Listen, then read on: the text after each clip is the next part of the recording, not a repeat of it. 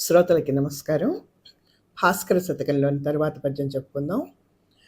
ఎప్పుడు అదృష్టత మహిమ ఇంచుక పాటిలు అప్పుడు ఇంపు సొంపొప్పుచు ఉండుగాక అది ఒప్పని పిమ్మట రూపుమాయుగా నిప్పున కంటి ఉన్న అతి నిర్మలినాగ్ని గురుప్రకాశముల్ తప్పిన అట్టి బొగ్గునకు తా నలిపంతయు పుట్టు భాస్కర.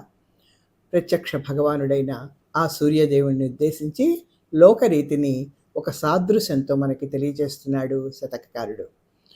బొగ్గు అగ్ని కలిసి ఉంటే అది ప్రకాశించినంతసేపు చాలా కాంతివంతంగా ఉంటుంది.